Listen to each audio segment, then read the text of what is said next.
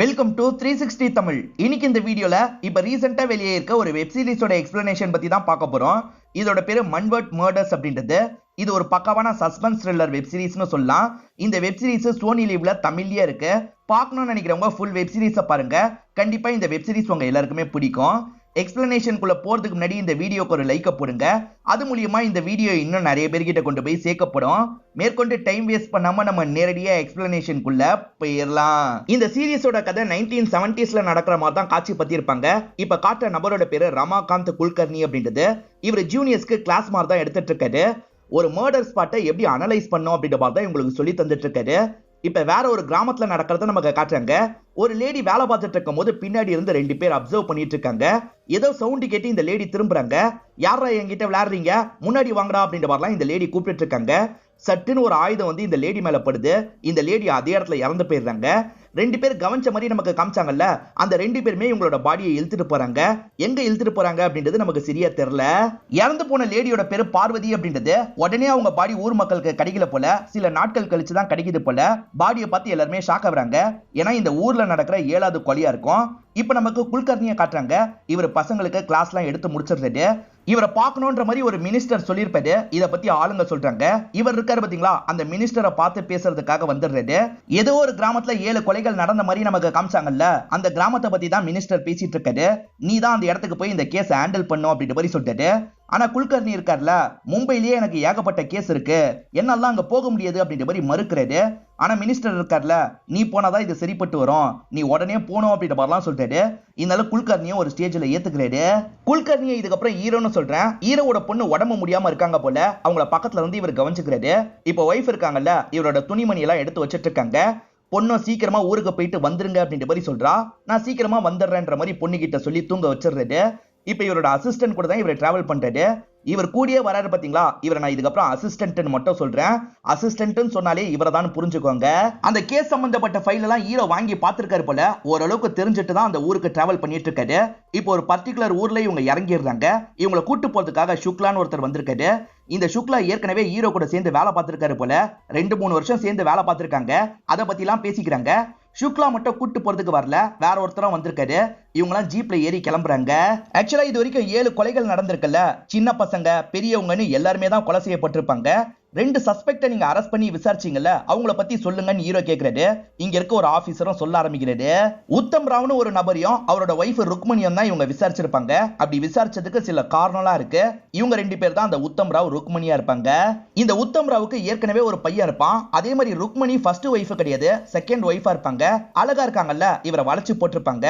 2 பேருமே சரக்கு பிசினஸ் தான் பண்ணிட்டு இருக்காங்க. அவங்க எங்க சரக்கு காய்ச்சறாங்கன்னு கண்டே பிடிக்க முடியாது, அந்த அளவுக்கு சாமர்த்தியமா தொழில பண்ணுவாங்கன்ற மாதிரி சொல்றாங்க. பிரசன்ட்ல ருக்மணி இருக்காங்கல்ல, வயிறு முடியலன்னு சொல்லியிருக்காங்க போல. அதனால இந்த உத்தம் ராவ் இருக்கார்ல, அவங்க வயிறுல என்னெல்லாம் தடவிட்டு இருக்காரு.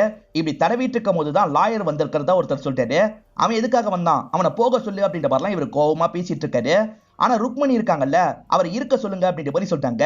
நான் தான் வர சொன்னேன் அப்படின்ற மாதிரி ஹஸ்பண்ட பார்த்து சொல்றாங்க. இவங்க சொன்ன ஹஸ்பண்ட் ஓரளவுக்கு கேட்பாரு போல. சரின்ற மாதிரிலாம் ஹஸ்பண்ட் இந்த இடத்துல ஏத்துக்கிறாரு. பேசிக்கிட்டே ஹீரோவும் தங்க வேண்டிய இடத்துக்கு வந்துடுறாரு. அங்க பராஞ்சி அப்படின்ற ஒரு இன்ஸ்பெக்டர் தான் இவரை வெல்கம் பண்றாரு. இந்த பராஞ்சி தான் இன்ஸ்பெக்டரா இருப்பாரு. சுக்லாவை பொறுத்த வரைக்கும் எஸ்ஐயா தான் இருப்பாரு. உத்தம் ராவையும் ருக்மணியும் அரெஸ்ட் பண்ணதா சொன்னாங்கல்ல, எந்த அடிப்படையில அரெஸ்ட் பண்ணீங்க அப்படின்ற மாதிரி ஹீரோ கேட்கிறாரு. இவங்களுமே காரணத்தை சொல்ல ஆரம்பிக்கிறாங்க. அவங்கள பொறுத்த வரைக்கும் சுரங்கப்பாதைலாம் சிலது இருக்கும். அந்த சுரங்கப்பாதையில கடத்தப்பட்டதுக்கு அப்புறம் மந்திரம் பண்ற மாதிரி சவுண்ட் கேட்டிருக்கும். சோ இவங்க கடத்தியிருக்க வாய்ப்பு இருக்குன்ற மாதிரிலாம் சந்தேகப்பட்டிருப்பாங்க. ஆனா அவங்க 2 பேருமே ஜெயில இருக்கும் போதே கொலைகள் நடந்திருக்கும். அதனால தான் அவங்கள வெளியே விடுற நிலைமை வந்திருக்கும். இருந்தாலும் அவங்க அதை பண்ணிருக்க வாய்ப்பு இருக்குன்ற மாதிரி உங்களுக்கு சந்தேகம் இருந்திருக்கும். அவங்க 2 பேருமே இந்த ஊருக்கு வராம இருந்தா நல்லா இருக்கும்ன்ற மாதிரி ஜட்ஜி கிட்ட பேசியிருப்பாங்க. ஜட்ஜுமே 2 பேருமே இந்த கேஸ் முடிகிற வரைக்கும் பக்கத்து ஊர்ல தான் இருக்கணும் அப்படின்ற மாதிரி சொல்லியிருப்பாரு. இப்ப 2 பேருமே பக்கத்து ஊர்ல தான் இருக்காங்க. அப்படி இருக்கிறது அவங்களுக்கு சுத்தமா பிடிக்க மாட்டேங்குது. லாயர் கிட்ட இந்த வாட்டி என்னாச்சுன்னு கேக்குறாங்க. இந்த வாட்டியும் நான் சொன்னதை ஜட்ஜி ஏத்துக்காம கேன்சல் பண்ணிட்டாரு அப்படின்ற மாதிரி லாயர் சொல்லிட்டாரு. இவங்க 2 பேருமே பயங்கரமா கோவப்படுறாங்க. இவங்க 2 பேருமே திரும்பி அந்த ஊருக்கு போகணும்னு நினைக்கிறாங்க. ஊரை விட்டு தள்ளி இருக்கிறது இவங்க 2 பேருக்குமே பிடிக்கல. இப்ப லாயர் கிட்ட கோவப்பட்டு இங்க இருந்து அனுப்பி விடுறாங்க. ஹீரோ கிட்ட ஒருத்தர் கேஸ பத்தி சொல்லிட்டு இருக்காருல, இவர் தான் இவங்க சைடு லாயர் போல. இவர் சொல்லிட்டு இருக்கும் போது இந்த இடத்துல கரண்ட் போயிருது. ஹீரோ இருக்கார்ல, ஏற்கனவே டைம் லேட் ஆயிடுச்சு, காலையில சீக்கிரமா நம்ம வேலையை ஆரம்பிக்கணும், அதனால நீங்களாம் படுக்கிறதுக்காக கிளம்புங்கன்னு சொல்லிட்டு எல்லாருமே சரின்ற மாதிரி ஏத்துக்கிறாங்க. இப்ப எல்லாருமே இந்த இடத்த விட்டு கிளம்பி போறாங்க. காலையில ஹீரோ இருக்காரு பாத்தீங்களா, அவரோட திங்ஸ் எல்லாம் எடுத்து அரேஞ்ச் பண்ணி வச்சிருக்காரு. இப்ப கடவுள் கிட்ட வேண்டிட்டு கேஸை விசாரிக்கிறதுக்கு கிளம்பலாம்னு நினைக்கிறாரு. இப்ப கதவை சாத்தலாம் ட்ரை பண்ணா இவரால சாத்த முடியல. இங்க ஒர்க்கரா இருக்கவர்கிட்ட சாத்திர சொல்லிட்டாரு. அவருமே சாத்திடுறாரு. இப்ப ஹீரோவும் டீமும் இங்க இருந்து கிளம்பிடுறாங்க. இவங்க கிளம்புறத ஒரு நபர் மறைஞ்சிருந்து பாக்குறாரு. அவரோட கண்ணு கொஞ்சம் வித்தியாசமா இருக்கு. அந்த நபர் இருக்காரு பாத்தீங்களா, ஹீரோவோட ரூம்குள்ள போனன்ற மாதிரி நடக்க ஆரம்பிக்கிறாரு. ஹீரோ நேத்து ஸ்ட்ரெயிட்டா ரூம்க்கு வந்திருப்பாரு. இன்னைக்குதான் ஸ்டேஷனுக்கு போலான்ற மாதிரி ஸ்டேஷனுக்கு வந்துட்டு இருக்காரு. இவர் வரப்போறது தெரிஞ்சு இவரை வெல்கம் பண்றதுக்காக மேலந்தாளத்தோட வெயிட் பண்ணிட்டு இருக்காங்க. இவர் வந்தோட மேலந்தாளத்தெல்லாம் அடிச்சிட்டு இருக்காங்க. இவருக்கு ஸ்வீட் எல்லாம் இந்த இடத்துல தந்துட்டு இருக்காங்க. ஆனா இவர் இருக்கார்ல, நியூஸ் பேப்பரை படிங்கன்ற மாதிரி படிக்க சொல்றாரு. பரஞ்சின்ற இன்ஸ்பெக்டர் தான் படிக்கிறாரு. இவங்களை கழுவி ஊத்தி இருக்காங்க. கேஸை சால்வ் பண்ணாம இருக்காங்கல்ல, அதனால தான் ரொம்ப மோசமா எழுதியிருக்காங்க. இதுக்கப்புறம் இந்த மாதிரி எழுதக்கூடாது, அதுக்குள்ள கேஸை சால்வ் பண்ணணும்னு ஹீரோ சொல்றாரு. சரி சார், நாளையில இருந்து ஆரம்பிச்சிடலாம் அப்படின்ற மாதிரி பரஞ்சி சொல்றாரு. ஏன் இன்னைக்கு நம்ம எல்லாம் என்ன பண்ண போறோம், இன்னைக்கே நம்ம போறோம்ன்ற மாதிரி சொல்லிட்டாரு. கொலை நடந்ததுல அந்த இடத்த காட்ட சொல்லியிருப்பாரு. இவங்களுமே கூட்டு வந்து காட்டிடுறாங்க. ஒரு சின்ன பொண்ணை தான் தூக்கியிருப்பாங்க. 18 மாசத்துக்கு முன்னாடி தான் இது நடந்திருக்கு. முதல்ல பொண்ணு காணாம தான் போயிருப்பா. எல்லாருமே தேடி அலைஞ்சிருப்பாங்க. அப்பவும் தேடிலாம் அலைஞ்சிருப்பாரு. கடைசியில தான் பொண்ணோட பாடி ஒரு இடத்துல கிடைச்சிருக்கும். சோ பொண்ணை தூக்கிட்டு போய் வேற எங்கேயோ வச்சிருக்காங்க, அப்படிதானே அப்படின்ற மாதிரி ஹீரோ கேக்குறாரு. அப்படிதான் சார் இருக்கும்ன்ற மாதிரி இங்க இருக்க ஆட்களும் சொல்றாங்க. சின்ன பொண்ணோட பாடி கிடைச்சது பாத்தீங்களா, பக்கத்துல யார் யாரோட இடம் இருக்கு அப்படின்ற மாதிரிலாம் இவர் விசாரிக்கிறாரு. இங்க இருக்க பரஞ்சி விஷயத்த சொல்லிட்டு இருக்காரு. இப்ப ஹீரோ இருக்கார்ல, கோயில் மாதிரி இருக்க ஒரு இடத்த பாக்குறாரு. அது என்ன கோயிலா அப்படின்ற மாதிரிலாம் இவங்க கிட்ட கேக்குறாரு. மன்னர் காலத்துல இங்க நிறைய புதையெல்லாம் இருக்கிறதா நம்பிக்கை இருந்தது. இந்த கல்லெல்லாம் வச்சிருக்க இடத்துல புதையல் இருக்குன்ற மாதிரி இன்னமும் ஊர் மக்கள் நம்புறாங்க அப்படின்ற மாதிரி சொல்றாரு. சரி, இந்த மாதிரி கல்லு எத்தனை இடத்துல இருக்குன்னு ஹீரோ கேக்குறாரு. இவருக்கு சரியா சொல்ல தெரியல. ஒரு 10-12 இருக்குன்னு சொல்றாரு. எங்க இருக்குன்றதை எனக்கு மேப்ல மார்க் பண்ணி தரணும்னு சொல்றாரு. சரின்ற மாதிரி பரஞ்சியும் இந்த இடத்துல ஏத்துக்கிறாரு. இந்த கிராமத்துல கொஞ்சம் மூட நம்பிக்கை இருக்கிறது ஹீரோக்கு தெரியுது. இந்த மாதிரி பூஜை கீச்சன் பண்றதுக்கு யாராவது இருப்பாங்கல்ல, அந்த மாதிரி இந்த ஊர்ல யார் இருக்கான்னு கேக்குறாரு. காச்சு பாக்குன்னு ஒருத்தன் இருக்கிறதா சொல்றாங்க. அந்த காச்சு பாக்கவை சீக்கிரமா என் முன்னாடி நிறுத்துங்கன்னு சொல்றாரு. இப்ப பேரண்ட்ஸ் வீட்டுக்குள்ள போறாங்க. ஒரு சின்ன பொண்ணு வெளியே கால்லாம் கழுவிட்டு இருக்கா. அப்போ ஒரு நபர் இருக்கார்ல, அந்த சின்ன பொண்ணை சட்டுன்னு தூக்கிட்டு ஓடுறாரு. இத பேரண்ட்ஸ் பாத்துறாங்க. விடக்கூடாது அப்படின்ற மாதிரி அந்த நபர் பின்னாடி துரத்த ஆரம்பிக்கிறாங்க. அப்படியே கட் பண்ணி ஹீரோ ரூம்ல இருக்கிறத நமக்கு காட்டுறாங்க. சார் உடனே வாங்க, எவனோ குழந்தைய தூக்கியிருக்கான், ஊர் மக்கள் எல்லாம் புடிச்சிட்டாங்க, ஊர் மக்கள் அந்த இடத்துக்கு போலீஸை கூட அலோவ் பண்ண மாட்டாங்க அப்படின்ற மாதிரிலாம் சொல்றாங்க. ஊர் மக்கள் அந்த நபரை பிடிச்சிருக்காங்க. நடந்த கொலைக்கெல்லாம் இவன் தான் காரணம் அப்படின்ற மாதிரி அவனை போட்டு பயங்கரமா அடிக்கிறாங்க. இப்ப மரத்துல கட்டி வச்சு எரிச்சிடலாம் அப்படின்ற மாதிரிலாம் நினைச்சிட்டு இருக்காங்க. இந்த விஷயத்தெல்லாம் சமந்தி அப்படின்ற ஒருத்தங்க பார்த்துட்டு இருக்காங்க. இந்த சமந்தி முக்கியமான கேரக்டர், நோட் பண்ணி வச்சுக்கோங்க. போலீஸ கூட விடாம தானே ஊர் மக்கள் இருந்தாங்க. ஆனா ஹீரோ மேல ஷூட் பண்ணிருப்பாரு. அதனால எல்லாருமே கொஞ்சம் பயந்து விலகுறாங்க. சில ஆட்கள் நீங்க இதுல தலையிடாதீங்க அப்படின்ற மாதிரிலாம் சொல்றாங்க. அதை மீறியும் ஹீரோ இருக்காரு பாத்தீங்களா, அந்த நபருக்கு பக்கத்துல வந்துடுறாரு. அந்த நபர் இருக்கான்ல, ஏற்கனவே சின்ன பொண்ணுங்க கிட்ட எல்லாம் தப்பா நடந்துக்க ட்ரை பண்ணிருப்பான். இத பத்தி எல்லாம் பரஞ்சி சொல்லிட்டு இருக்காரு. இருந்தாலும் ஹீரோ இருக்கார்ல, அவன் கட்ட கலட்டுறாரு. இவனை ஸ்டேஷனுக்கு கூட்டுவாங்க அப்படின்ற மாதிரி ஆட்கள் கிட்ட சொல்றாரு.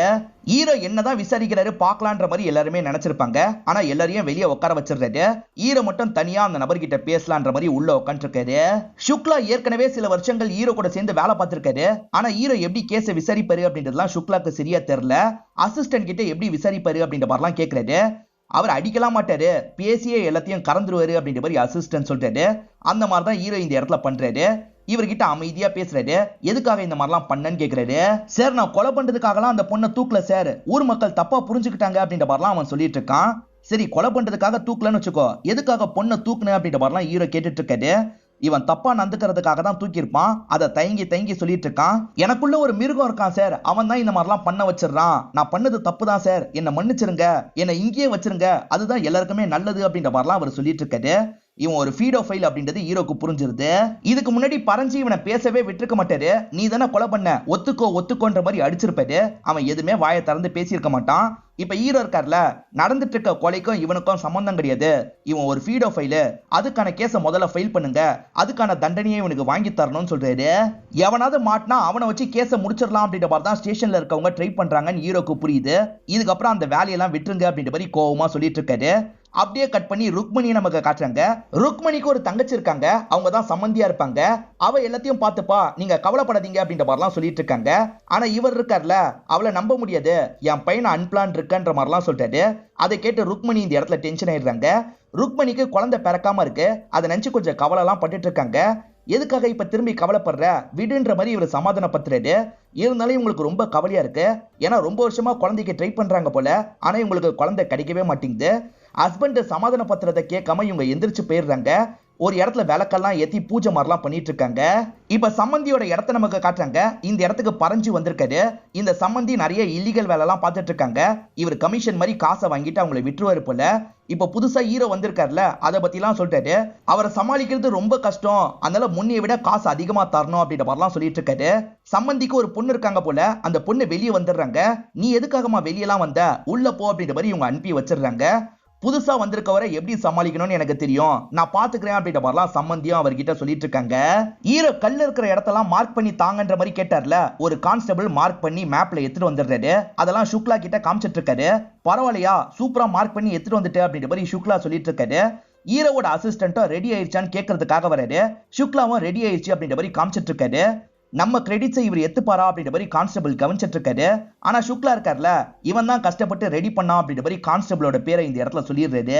இப்ப இன்ஸ்பெக்டர் பறஞ்சு இருக்காரு பாத்தீங்களா, நான் கிளம்புறேன்ற மாதிரி சம்மந்தி கிட்ட சொல்லிட்டு இங்க இருந்து கிளம்பிடுறாரு.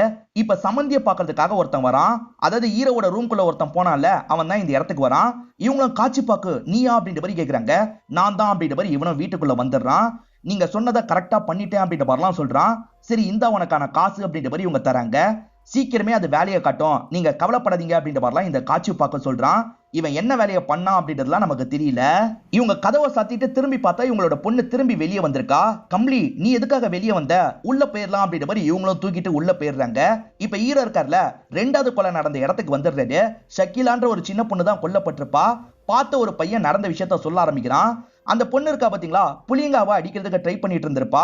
இவன் கிராஸ் பண்ணி போயிருப்பான். அந்த பொண்ணு அடிக்க முடியாம பயங்கரமா கஷ்டப்பட்டு இருப்பா. அந்த இடத்துக்கு ஒரு மர்ம நபர் வராரு போல. வந்தவர் அந்த பொண்ணுக்கு பண்ண தராரு. அந்த பொண்ணும் பண்ண சாப்பிட்டுட்டு இருக்கா. அந்த கேப்ல அங்க இருந்து தூக்கிட்டு போயிடுறாங்க. எத்தனை பேர் சேர்ந்து தூக்குனாங்கன்னு தெரியல. ஹீரோவும் சாப்பிட ஏதாவது தந்துதான் தூக்கி இருக்க வாய்ப்பு இருக்குன்ற மாதிரி சொல்றாரு. கடைசியா இந்த இடத்துல தான் உயிரோட பாத்துருக்காங்க. பாடி எங்க கிடைச்சதுன்னு கேக்குறாரு. இப்ப ஆட்கள் இருக்காங்கல்ல, இங்கதான் பாடி கிடைச்சது அப்படின்ற மாதிரி ஒரு இடத்த காட்டுறாங்க. பாடி ஒரு பகுதியில கிடைச்சிருக்கும். அந்த பொண்ணோட ஷால் வேற ஒரு இடத்துல கிடைச்சிருக்கும். இரிகேஷன் ப்ராசஸ்க்காக பைப் எல்லாம் செட் பண்ணி வச்சிருப்பாங்க. அந்த பைப்பு கிட்ட தான் ஷால் கிடைச்சிருக்கும். சரி இது யாரோட இடம், அவனை நான் பார்க்கணும் அப்படின்ற மாதிரி சொல்லிட்டாரு. இப்ப அந்த நபரை கூட்டு வந்து முன்னாடி நிறுத்திடுறாங்க. ஆக்சுவலா ஷக்கீலா கொல்லப்பட்டாங்கல்ல, பாடி கிடைக்கும் போது இந்த நபர் ஊர்லயே இருந்திருக்க மாட்டாரு. அப்படிதான் ஸ்டேட்மெண்ட் தந்திருப்பாரு. நீ ஊர்ல அப்ப இல்லையா, எங்க போன அப்படின்ற மாதிரி கேக்குறாரு. எனக்கு இடம் இருந்தாலும் தண்ணி இல்லாம எதுவுமே பண்ண முடியல சார், அதனால பக்கத்து ஊருக்கு வேலைக்கு போயிடுவேன் அப்படின்ற மாதிரி அவர் சொல்லிட்டாரு. கவர்மெண்ட் சொல்ற இரிகேஷன் ப்ராசஸ பண்ண வேண்டியதானு ஹீரோ கேக்குறாரு. அதெல்லாம் என்ன மாதிரி ஆட்கள் பண்ண முடியாது சார், பெரிய பெரிய ஆட்கள் மட்டும் தான் பண்ணுவாங்க. ஒருத்தர் இருக்கான், அவன் நிறைய இடத்துல குழியெல்லாம் தோண்டி இருக்கான். அவன் புதையல் அடையணும்னு ஆசைப்படுறான் சார், அதனால தான் அங்கங்க குழிய தோண்டுவான் அப்படின்ற மாதிரிலாம் சொல்றாரு. இவன் சொல்ற நபரோட பேரு பாரதா அப்படின்றது இதை ஹீரோவும் நோட் பண்ணி வச்சுக்கிறாரு. ஹீரோவோ ஒருத்தன் தொடர்ச்சியா கவனிச்சுக்கிட்டே இருக்கான். இதை ஹீரோவும் கவனிச்சிடுறாரு. இப்ப நடந்துகிட்டே சுக்லாவோட தோல்ல கைய போடுறாரு. சுக்லா உடனே பாக்காதீங்க, இந்த சைட்ல ஒருத்தன் என்ன ரொம்ப நேரமா நோட்டம் விட்டுட்டு இருக்கான், அவன் யாருன்னு பார்த்து வச்சு அப்புறமா விசாரிங்கன்னு சொல்லிட்டாரு. இப்ப சுக்லாவும் திரும்பி அவன் யாருன்றத பாத்துக்கிறாரு. எல்லாரும் ஜீப்ல ஏறிட்டு இருக்கும் போது பாரதாவை பத்தி கேக்குறாரு. அந்த பாரதாவை நான் பார்க்கணும் அப்படின்ற மாதிரி சொல்லிட்டாரு. சரி சார் அப்படின்ற மாதிரி ஏத்துக்கிறாங்க. இப்ப அந்த பகுதியை நோக்கி கிளம்புறாங்க. அப்படியே கட் பண்ணி ஒரு டீச்சரை நமக்கு காட்டுறாங்க. சம்மந்தி இருக்காங்கல்ல, அந்த சின்ன பொண்ணை கூட்டு வந்திருக்காங்க. அவ போக மாட்டேன்ற மாதிரிலாம் சொல்லிட்டு இருக்கா. ஆனா டீச்சர் பேசி எப்படியோ கிளாஸ்க்குள்ள அனுப்பி விட்டுறாங்க. நான் தான் படிக்கல, இவளாவது படிக்கணும் அப்படின்ற மாதிரிலாம் சம்மந்தி சொல்லிட்டு இருக்காங்க. அப்பதான் சம்மந்தி கிட்ட வேலை பார்க்கறவன் இந்த இடத்துக்கு வந்துடுறான். அவனை பொறுத்த வரைக்கும் ஆக்டர் ஆகணும்னு ஆசை இருக்கும். மும்பையை பத்தி உங்களுக்கு தெரியும்ல, நான் போறதுக்கு கொஞ்சம் ஹெல்ப் பண்ணுங்க அப்படின்ற மாதிரிலாம் இந்த டீச்சர் கிட்ட கேட்டுட்டு இருக்கான். ஆனா சம்மந்தி கோவப்படுறாங்க. போய் முதல்ல வேலையை பாடுறா, பால் பண்ணையில பாலெல்லாம் எடுத்துட்டு போன்ற மாதிரி சொல்லிட்டு இருக்காங்க. ஹீரோ பாரதான்னு ஒரு நபரை பார்க்கணும்னு சொன்னாரு பாத்தீங்களா, இப்ப ஆளுங்க எல்லாருமே சேர்ந்த மாதிரி அந்த பாரதாவை பாக்குறதுக்காக வந்துடுறாங்க. இவரை பொறுத்த வரைக்கும் நிறைய இடம் சொந்தமா இருக்கும். அந்த இடத்துல எல்லாம் அடிக்கடி குழி தோண்டிட்டு இருப்பாரு. எதுக்காக குழி தோண்டினீங்க அப்படின்ற மாதிரி தான் ஹீரோ கேட்கிறாரு. இவர் முதல்ல மலுப்பெல்லாம் பேசுறாரு. இருந்தாலும் இவர் புதையலுக்காக தான் தோன்றாரு அப்படின்றது ஹீரோக்கு தெரிஞ்சிருது. ஆமா சார், புதையலுக்காக தான் தோண்டுவன்ற மாதிரி ஒத்துக்கிறாரு. எங்கெல்லாம் தோண்டணும் அப்படின்றத காச்சுப்பாக்கு தான் சொல்லுவான். காச்சுப்பாக்கு மனுஷனை பலி தந்தா புதையல் கிடைக்கும்ன்ற மாதிரிலாம் சொன்னான். அந்த மாதிரி பலிலாம் நான் தரமாட்டேன், ஆட்ட வேணா பலி தரலான்ற மாதிரி தான் நாங்க தோண்டணும், பெருசா எங்களுக்கு புதையெல்லாம் கிடைக்கல அப்படின்ற மாதிரி சொல்லிட்டாரு. காச்சுப்பாக்குன்னு இவர் சொல்றதுனால திரும்பி அந்த பேரு ஹீரோக்கு ஸ்ட்ரைக் ஆகுது. நான் அவனை பார்க்கணுன்ற மாதிரி உங்ககிட்ட சொன்னேன்ல, எப்ப என் முன்னாடி கொண்டு வந்து நிறுத்துவீங்க அப்படின்ற மாதிரிலாம் கேட்கிறாரு. சார் நாங்க தேடிட்டு இருக்கோம், சீக்கிரமா கண்டுபிடிச்சிடுறோம் அப்படின்ற மாதிரி ஆட்களும் சொல்றாங்க. இந்த சம்மந்தி வேலை பார்த்துட்டு இருக்காங்க. திடீர்னு பார்த்தா கம்லி காணாம போயிடுறா. கம்லி எங்க போனன்ற மாதிரிலாம் தேடிட்டு இருக்காங்க. கம்லி காணோம். இப்ப பக்கத்து வீட்டுல ஒரு பாட்டியை பார்த்து கம்லியை பாத்தீங்களா அப்படின்ற மாதிரி கேக்குறாங்க. ஆனா அந்த பாட்டி இவங்களை பார்த்தோன்னா சட்டுன்னு கதவை சாத்திடுறாங்க. ஏன் இப்படி பண்றாங்க அப்படின்றது தெரியல. இப்ப கம்லி எங்கன்ற மாதிரிலாம் சம்மந்தி தேடிட்டு இருக்காங்க. இந்த இடத்துல ஹீரோ இருக்கார்ல, ரேடியோ ஒர்க் ஆகலன்ற மாதிரி பேட்டரியை எடுக்கிறதுக்கு ட்ரை பண்றாரு. அப்ப பேட்டரி கீழே விழுந்துருது. கீழே விழுந்த பேட்டரியை எடுக்கலாம்னு நினைக்கிறாரு. அப்பதான் கட்லுக்கு அடியில ஒரு சூனிய பொம்மை இருக்கிறது இவருக்கு தெரிய வருது. இந்த பொம்மை எப்படி கட்லுக்கு கீழே வந்தது அப்படின்ற மாதிரிலாம் யோசிக்கிறாரு. சம்மந்தி கம்லியை தேடி வந்துட்டு இருந்தாங்கல்ல, கம்லி ஒரு இடத்துல உட்காந்து வரைஞ்சிட்டு இருக்கா. இங்க என்ன பண்ணிட்டு இருக்கன்ற மாதிரி நோட்டை வாங்கி பாக்குறாங்க. ஒரு மரத்தை தான் கொஞ்சம் வித்தியாசமா அவ வரைஞ்சு வச்சிருக்கா. இத பாக்குற சம்மந்தி ஷாக் ஆயிடுறாங்க. அந்த பேப்பரை மட்டும் கசக்கி தூக்கி எரிஞ்சிடுறாங்க. கம்லியை கூப்பிட்டு இங்க இருந்து கிளம்புறாங்க. அப்படியே கட் பண்ணி நமக்கு ருக்மணியை காட்டுறாங்க. அதாவது சம்மந்தியோட அக்காவை நமக்கு காட்டுறாங்க. அவங்க இருக்காங்கல்ல, ஒரு மரத்துக்கு முன்னாடி நெருப்பெல்லாம் வர வச்சிடுறாங்க. அது மூலியமா ஏதோ ஒரு பூஜை மாதிரி பண்ணிட்டு இருக்காங்க. ஏன் எதுக்குன்னு தெரியல. இங்கதான் செகண்ட் எபிசோட் முடியுது. இப்ப கணேஷ்னு ஒருத்தனை காட்டுறாங்க. இவன் பால் வண்டி தான் ஓட்டிட்டு இருக்கான். கொஞ்சம் போதையில இருக்கிறதுனால சைக்கிளை ஏடகடமா ஓட்டுறான். பொத்துன்னு கீழே விழுந்துடுறான். கல்லுல வேற இவன் தலை இடிச்சிருது. அப்படியே கட் பண்ணி ஹீரோவோட இடத்தை நமக்கு காட்டுறாங்க. அங்க இருக்க வாட்ச்மேனை கூப்பிட்டு பேசுறாங்க. எப்படி உள்ள அந்த பொம்மை வந்தது அப்படின்ற மாதிரி தான் விசாரிச்சுட்டு இருக்காங்க. அந்த வாட்ச்மேனும் நடந்த விஷயத்த சொல்றாரு. ஹீரோ கதவை சாத்த சொன்னார்ல, இவருமே கதவெல்லாம் சாத்தி இருப்பாரு, பூட்டம் போட்டிருப்பாரு. மத்த வேலையெல்லாம் முடிச்சுட்டு வந்து பார்த்திருப்பாரு. கதவு ஓப்பன்ல இருந்திருக்கும். இது எப்படா ஓப்பன் ஆச்சு அப்படின்ற மாதிரிலாம் யோசிச்சிருப்பாரு. உள்ள ஏதாவது திருடு போயிருக்கான்னு பார்த்திருப்பாரு. எதுவும் திருடு போயிருக்காது. திரும்பி கதவை சாத்திருப்பாரு. அந்த கேப்ல தான் எவனாவது பொம்மையை வச்சிருக்கணும் அப்படின்ற மாதிரிலாம் இந்த இடத்துல சொல்லிட்டாரு. இதை முன்கூட்டியே நீ சொல்லியிருக்கணும்ல, எதுக்காக சொல்லு அப்படின்ற மாதிரிலாம் இந்த இடத்துல எல்லாருமே பயங்கரமா கோவப்பட்டு இருக்காங்க. அந்த காட்சி பார்க்க தான் உள்ள வந்து பொம்மையை வச்சிருக்கான் போல. ஹீரோவை வீக் பண்றதுக்காக தான் பொம்மையை வச்சிருக்கான் போல. ஹீரோக்கும் உடம்பு முடியாம போயிருது. இப்ப டாக்டர் தான் செக் பண்றதுக்காக வராது. இன்னைக்காவது என்னால வேலையை பார்க்க முடிஞ்சது. ஏன்னா இந்த கிராமத்தை சேர்ந்து யாருமே என்ன பார்க்கறதுக்காக வரமாட்டாங்க, மந்திரவாதியை தேடி தான் போறாங்க அப்படின்ற மாதிரிலாம் டாக்டர் புலம்புறாரு. சரி நான் வரேன்ற மாதிரி இங்க இருந்து கிளம்பிடுறாரு. கணேஷ் அடிப்பட்ட மாதிரி விழுந்து கிடக்குறான் பாத்தீங்களா, அந்த ஸ்பாட்டுக்கு சுக்லா தான் வந்திருக்காரு. இவன் என்ன இப்படி விழுந்திருக்கான் அப்படின்ற மாதிரி யோசிக்கிறாங்க. அவன் குடிச்சிருக்கான்றது உங்களுக்கு தெரியுது. இப்பதான் அந்த பால் கேனெல்லாம் செக் பண்றாங்க. அப்படி செக் பண்ணும்போது அதுல சரக்கு கலந்துருக்கிறது உங்களுக்கு தெரிய வருது. இவன் சரக்கை தான் சீக்கிரட்டா கொண்டு போயிட்டு இருந்திருக்கான் போல அப்படின்ற மாதிரிலாம் யோசிக்கிறாங்க. ஹீரோ இருக்க இடத்துல தான் இந்த பறஞ்சு இருக்காது. இந்த பொம்மையினால் தான் உங்களுக்கு உடம்பு முடியாம போயிருச்சு போல. இந்த மாதிரி பொம்மையெல்லாம் பார்த்தா எரிச்சிடணும்னு சொல்லுவாங்க, எரிச்சிடலாம் அப்படின்ற மாதிரிலாம் சொல்றாரு. ஹீரோவும் சரின்னு ஏத்துக்கிறாரு. சுக்லா இருக்கார்ல, அந்த கணேஷ் எங்க வேலை பார்க்கறானோ அந்த இடத்துக்கு வந்துடுறாரு. இங்க ஏதாவது கிடைக்க வாய்ப்பு இருக்குன்னு யோசிக்கிறாரு. உண்மையில சம்மந்தி தான் இந்த இடத்துக்கு ஹெட். ஆனா வெளியே பொறுத்த வரைக்கும் ஒர்க்கர் மாதிரி நடிப்பாங்க. வேற ஒரு லேடியை தான் ஓனர் மாதிரி காட்டிப்பாங்க.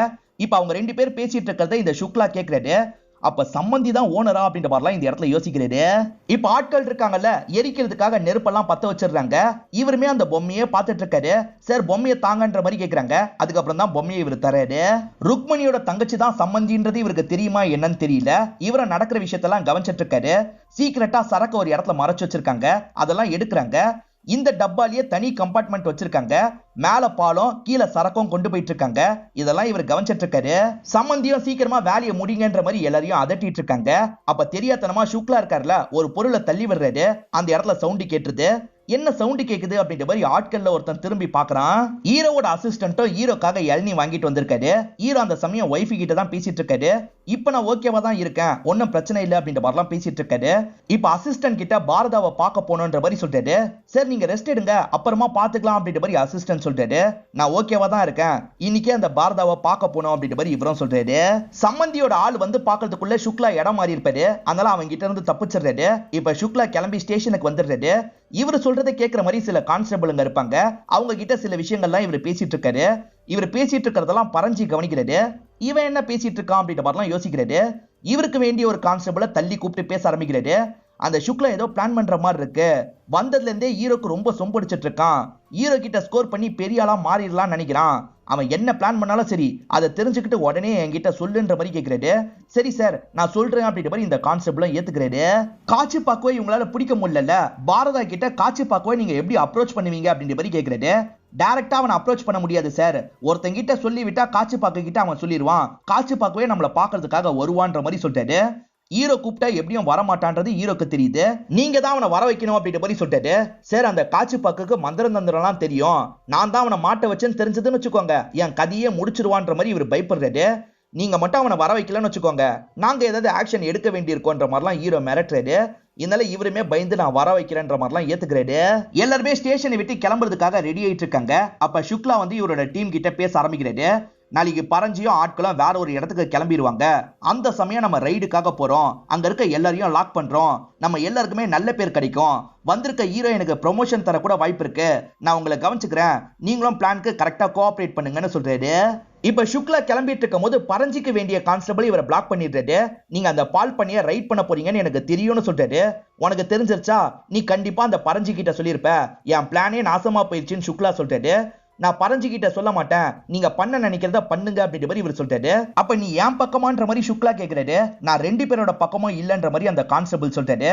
யாரு வளர்ந்தாலும் நமக்கு லாபம், அவங்களுக்கு ஏத்த மாதிரி நம்ம நடந்து போன்ற மாதிரி இவர் யோசிக்கிறாரு. இப்ப ஹீரோவும் டீமும் சேர்ந்த மாதிரி பாரதாவை பாக்குறதுக்காக வந்துடுறாங்க. இந்த பாரதா இருக்காரு பாத்தீங்களா, காச்சுப்பாக்குக்கு வேண்டியவங்க கிட்ட சொல்லிடுறாரு, கண்டிப்பா இன்னைக்கு நைட்டு காச்சுப்பாக்கு வருவான்ற மாதிரி சொல்லிட்டு இருக்காரு.